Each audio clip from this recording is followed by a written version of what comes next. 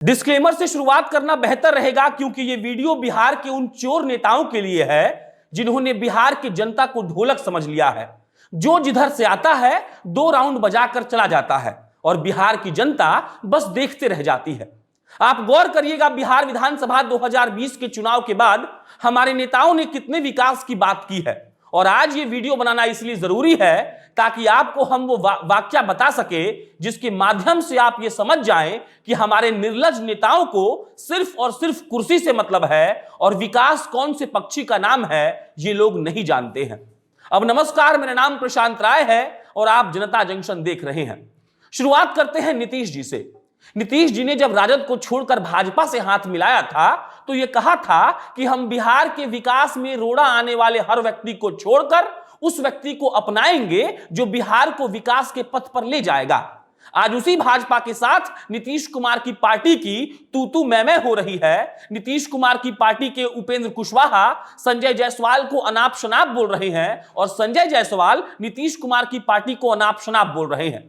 कोई ये कह रहा है कि अगर आपको गठबंधन में दिक्कत है तो चले जाइए, तो कोई इस बात की धमकी दे रहा है कि हम डरने वाले नहीं हैं। लेकिन किसी नेता में इतनी ताकत नहीं है कि वो आकर ये बता सके कि जिस 19 लाख नौकरी का वादा करके एनडीए की सरकार बिहार के सत्ता पर आई थी उस वादे का क्या हुआ। नीतीश कुमार जी ने अपनी कुंठा की वजह से बिहार को दांव पर लगा दिया है। एक शिगुफा छुड़ा था नीतीश कुमार जी ने जिसका नाम था शराबबंदी, और आज शराबबंदी को बीच में रखकर जदयू, भाजपा और उनके अन्य दल लड़ रहे हैं। लेकिन किसी भी नेता में इतनी हिम्मत नहीं है जो खुलकर यह कह सके कि भाई हमको तो विकास का बात करना है। शराब बिके या ना बिके, इससे ज्यादा जरूरी यह है कि बिहार कितना आगे बढ़ रहा है। और बिहार के आगे बढ़ने का हालात यह है कि सत्ता का मजा लूट रहे हमारे नेता इस बात से कोई मतलब नहीं रखते हैं कि बिहार में क्या हो रहा है, अपितु इनको इस बात से मतलब है कि एमएलसी का सबसे बढ़िया और मालदार कैंडिडेट हमको कैसे मिलेगा। और उसके बाद अगर मतलब है तो 2 माइक के सामने एकदम घटिया सा बयान देने से और यह साबित करने का प्रयास करने से कि हमसे बेहतर प्रवक्ता कोई है ये नहीं है। जिस बदहाल बिहार का उदाहरण देकर नीतीश जी, मोदी जी बिहार में रैली पर रैली किए जा रहे थे, उसी बदहाल बिहार को आज देखने वाला कोई नहीं है। जहां पटना यूनिवर्सिटी का छात्र इसलिए लड़ रहा है क्योंकि फीस 1800 से बढ़ाकर 1.5 लाख कर दिया गया है, वही वार्ड सचिव इस बात पर टिका हुआ है कि भाई साहब हमको मेरा नौकरी दे दीजिए। ये वो बिहार के दिग्गज नेता हैं जिनको बिहार से मतलब नहीं है। उनको मतलब इस बात से है कि कब हम अपना पाला बदलकर किसी और पाले में चले जाएं और यह साबित कर दें कि अरे हम तो समाज के भले के लिए पार्टी बदलते रहते हैं, हम तो अपने क्षेत्र का विकास कर ही रहे हैं। अब आ जाइए तेजस्वी यादव पर। तेजस्वी जी ऐन वक्त पर बिहार से गायब होने का ठेका लेकर रखे हैं। उन लोगों को अलग अलग खेल में मजा आता है। महागठबंधन ये बोलकर बनाया गया था कि नीतीश कुमार को सत्ता से हम लोग हटाएंगे और बिहार को विकास की राह पर ले जाएंगे। विकास की राह छोड़ दीजिए। महागठबंधन वाले इस बात के लिए लड़ रहे हैं कि कौन कितना ताकतवर है और किसको एमएलसी में कितना सीट मिलना चाहिए। इन लोगों में इतना शऊर नहीं है कि ये लोग 2 उपचुनाव में टिकट का बंटवारा सही तरीके से कर पाते। इन दोनों को यह दिखाना था कि हम आगे हैं। लालू यादव के बेटे हो जाने से अगर कोई राजनीति का तुर्रम खान बन जाता तो क्या ही बात थी, लेकिन ऐसा बिल्कुल नहीं होता है। ये लोग आपस में ही इस बात का खेल कर रहे हैं कि फलना पार्टी का फलना विधायक हमारे संपर्क में है और खरमास बीत जाने के बाद हम लोग खेला कर देंगे।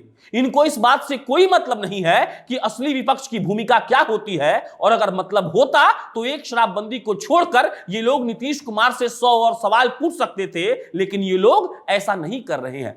ये वही महागठबंधन है जिसको इस बात की चिंता है कि जाति के हिसाब से जनगणना होनी चाहिए, लेकिन इनको इस बात की चिंता नहीं है कि नीतीश कुमार की सरकार ने जो वादे किए थे वो अब तक पूरे नहीं हुए, तो इनको कोई बहुत बड़ा जन आंदोलन करना चाहिए।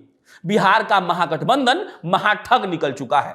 इन लोगों का काम अब बस इतना रह गया है कि ये लोग कैसे भी सत्ता में आ जाना चाहते हैं, और इसीलिए भाई साहब लोग कभी मुकेश सहनी को तोड़ने का प्रयास कर रहे हैं तो कभी जीतन राम मांझी के घर चले जा रहे हैं।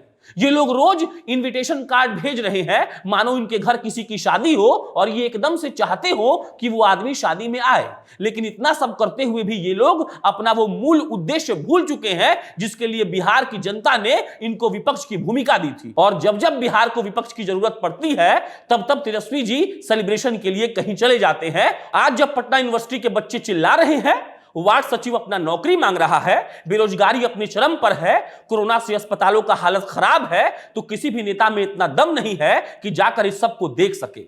बाकी कोरोना के प्रोटोकॉल का उदाहरण देकर तो बच जाएंगे आप, लेकिन जिस सुनियोजित तरीके से आप लोगों ने बिहार को बर्बादी की कगार पर खड़ा कर दिया है वो भी जनता देख रही है। और नीतीश कुमार जी, आप ऐसा बिल्कुल मत सोचिएगा कि आप फेविक्विक से उस कुर्सी पर चिपका दिए गए हैं। जिस दिन बिहार की जनता आप टुच्चे नेताओं का हरकत समझ जाएगी उस दिन इतना सवाल पूछेगी कि आप अकबका जाएंगे। और वो प्रवक्ता जो दिन भर दो माइक के सामने चिल्लाते रहते हैं, उनको इस बात का एहसास होगा कि कैसे वो रोज बिहार को बर्बाद कर रहे हैं और हर दिन अपनी पार्टी का एक झूठ लोगों तक पहुंचाने का काम कर रहे हैं।